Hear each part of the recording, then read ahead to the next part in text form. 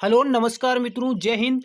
आज का अपना विषय है महिला एवं बाल अपराध से संबंधित राजस्थान पुलिस की तैयारी करने वाले सभी विद्यार्थियों के लिए।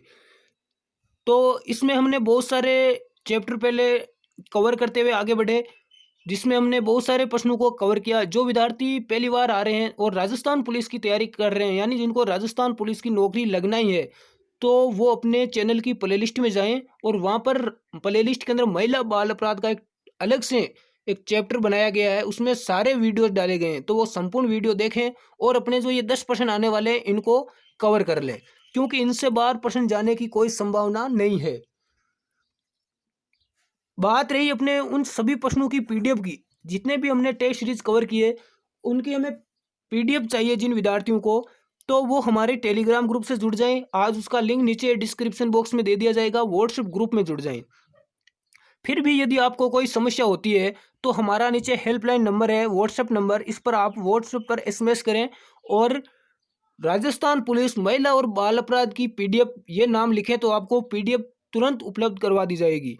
तो बढ़ते हैं आज के अपने पहले प्रश्न की ओर। देखो, बालकों के लिए जो चाइल्ड हेल्पलाइन नंबर है, चाइल्ड हेल्पलाइन नंबर वो कितना है? 1098। आपने स्कूल की बस पर लिखा हुआ देखा होगा, चाइल्ड हेल्पलाइन नंबर 1098। तो अपना आज का पहला प्रश्न है, बालकों पर लैंगिक उत्पीड़न का दंड अधिनियम 2012 के अनुसार होगा। तो इसका क्या होगा? तो राइट आंसर ए होगा कारावास, जो 3 वर्ष से 5 वर्ष तक होगा और साथ में जुर्माना भी होगा। इसका सही उत्तर ए होगा। बढ़ते हैं अगले प्रश्न की ओर। अगला प्रश्न है अपना, संविधान में कौन सा अनुच्छेद बालकों हेतु विशेष उपबंध करता है? ये देखो अनुच्छेद वाले प्रश्न है, ये काफी विद्यार्थी गलत करेंगे एग्जाम में, इसलिए इन पर थोड़ा ध्यान देना। तो इसका जो अनुच्छेद है वो 15 होगा, ए राइट आंसर होगा। बढ़ते हैं अगले प्रश्न की ओर। अगला प्रश्न है अपना, महिलाओं के विरुद्ध पारिवारिक हिंसा का प्रकार है। ए है महिला को यानी पत्नी को पीटना, बी है कामकाजी महिला और उनके साथ हिंसा, सी है विधवाओं के विरुद्ध हिंसा करना और इसमें डी है उपयुक्त सभी। तो इसका राइट आंसर डी होगा, उपयुक्त सभी। बढ़ते हैं अगले प्रश्न की ओर। अगला प्रश्न क्या है, संरक्षण अधिकारी से राज्य सरकार द्वारा किस धारा की उपधारा के अधीन नियुक्त अधिकारी आते हैं? तो कौन सी धारा की उपधारा के अंतर्गत नियुक्त अधिकारी आते हैं? तो इसका राइट आंसर सी होगा, धारा 8 के अंदर। धारा 8 के अंदर अधिकारी की नियुक्ति की जाती है। बढ़ते हैं अगले प्रश्न की ओर। अगला प्रश्न क्या है कि घरेलू हिंसा अधिनियम 2005 के अंतर्गत घरेलू नातेदारी के अंतर्गत आते हैं। तो इसके अंदर क्या आते हैं? जो पूर्व में साथ रहे हो, यानी जो पति पत्नी पूर्व पहले से साथ रहे हो, और जो साझा गृहस्थी में यानी साथ में जो रहते हैं, तो ये दोनों कतई सत्य है। इसका राइट आंसर सी होगा। अगला प्रश्न क्या है अपना कि कार्य स्थल पर महिलाओं के सम्मान की रक्षार्थ लाया गया बिल है, यानी जो कार्य स्थल पर महिलाओं के साथ जो दुर्व्यवहार होता है तो उसके लिए लाया गया बिल है work palace bill 2013। Work palace bill 2013, यानी इस प्रश्न का राइट आंसर होगा प्यारे विद्यार्थियों, वो बी होगा। बढ़ते हैं अगले प्रश्न की ओर। अगला प्रश्न क्या है अपना कि आईपीसी की किस धारा के अंतर्गत यौन उत्पीड़न को दंडनीय अपराध घोषित किया गया है? तो कौन सी धारा के अंदर किया गया? इसका राइट आंसर सी होगा, धारा 354 में। अगला प्रश्न, प्रत्याशी के विरुद्ध किस धारा के अंतर्गत महिला परिवाद दर्ज कराती है? तो किस धारा के अंतर्गत महिला परिवाद दर्ज करवाती है? तो धारा एक, धारा जो 9 है इसके अंतर्गत करवाती है। इसका प्रश्न का राइट आंसर ए होगा, धारा 9। वीडियो को अंत तक देखना, बीच में मिस मत करो, क्योंकि ये प्रश्न राजस्थान पुलिस में ही आने वाले हैं। यदि आपको 100% इस बार सिलेक्शन चाहिए 2020-21 में जो ये एग्जाम होगा, तो आपको इन प्रश्नों को पढ़ना ही होगा, ज्यादा हार्ड नहीं है। अगला प्रश्न क्या है अपना कि विशाखावाद शब्द ये संबंधित है, किससे संबंधित है? ए है पर्यावरण से, बी है बाल संरक्षण से, सी है भूमि सुधार से और डी है महिला संरक्षण से। तो जो विशाखावाद जो केस था राजस्थान राज्य से उसका संबंध है, तो इस प्रश्न का राइट आंसर डी होगा, महिला संरक्षण से है।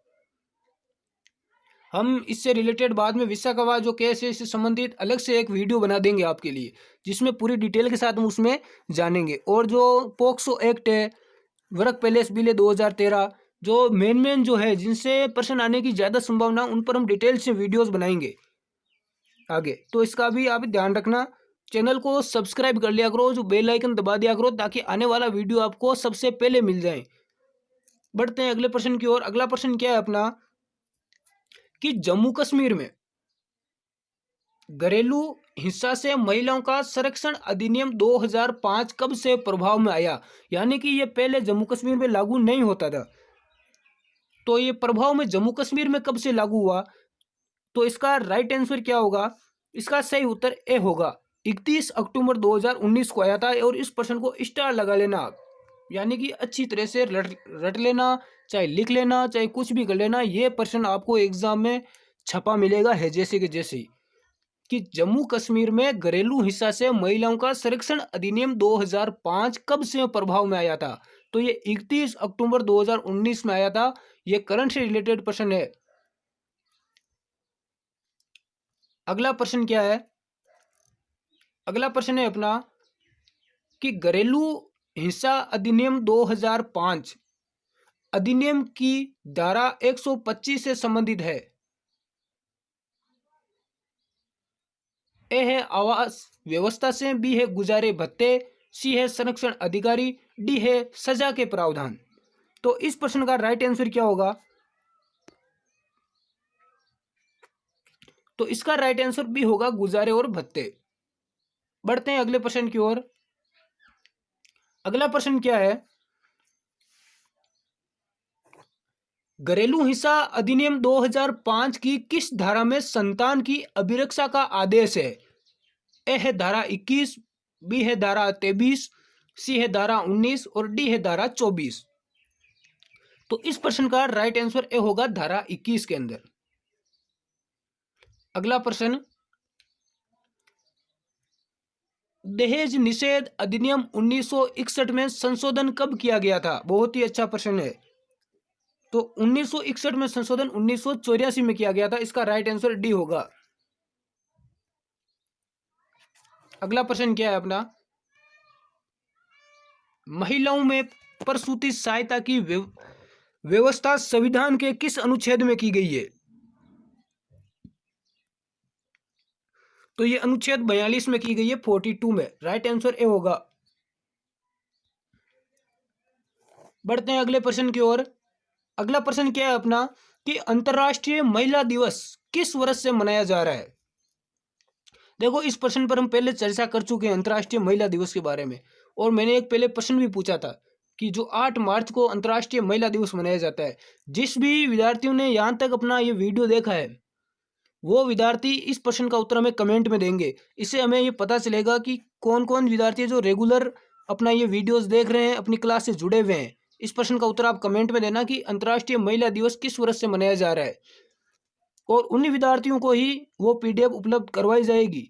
ये भी ध्यान रखना। तो अगला प्रश्न, अगला प्रश्न क्या है अपना कि कार्य स्थल पर महिलाओं के साथ यौन उत्पीड़न अधिनियम 2013 कब से प्रभाव में आया था? तो 2013 वाला है जो यौन उत्पीड़न वाला, ये कब प्रभाव में आया? ये भी अच्छा प्रश्न है। तो ये आया था 9 दिसंबर 2013 को। इसका राइट आंसर ए होगा। ये भी ध्यान रखना, महत्वपूर्ण प्रश्न है एग्जाम की दृष्टि से। अगला प्रश्न है, मी टू अभियान में आरोप का माध्यम है। तो इसमें आरोप का माध्यम है सोशल मीडिया। इसका राइट आंसर बी होगा। तो आज की क्लास में अपना इतना ही। धन्यवाद। जय हिंद। जिस भी विद्यार्थी को पीडीएफ चाहिए वो टेलीग्राम ग्रुप में जुड़ जाएं। व्हाट्सएप अपने ग्रुप बनाए हुआ है, स्टडी एग्जाम एकेडमी के बहुत सारे ग्रुप बनाए हुए हैं व्हाट्सएप के। बहुत सारे विद्यार्थी जुड़े हुए हैं, आप भी जुड़ जाओ। जैसे ही अपनी कोई भी क्लास होती है, चाहे करंट अफेयर्स की हो, चाहे साइंस की हो, अन्य किसी सब्जेक्ट की हो, उसकी पीडीएफ उपलब्ध करवाई जाती है। तो आप जुड़ जाना वहाँ से, ताकि आपको पीडीएफ मिले और वापस आपको रिवाइज करने का मौका मिल जाए। और इन प्रश्नों की जो पीडीएफ है, संपूर्ण प्रश्नों की, वो पीडीएफ आपको मिल जाएगी। जैसे जैसे हमने प्रश्न पढ़े हैं जैसे कि जैसी इसमें पीडीएफ आपको मिलने वाली है। जिसको पीडीएफ प्राप्त करने में समस्या है वो हमें व्हाट्सएप नंबर पर एसएमएस कर सकता है, उससे वहाँ पर पीडीएफ उपलब्ध करवा दी जाएगी। धन्यवाद। जय हिंद।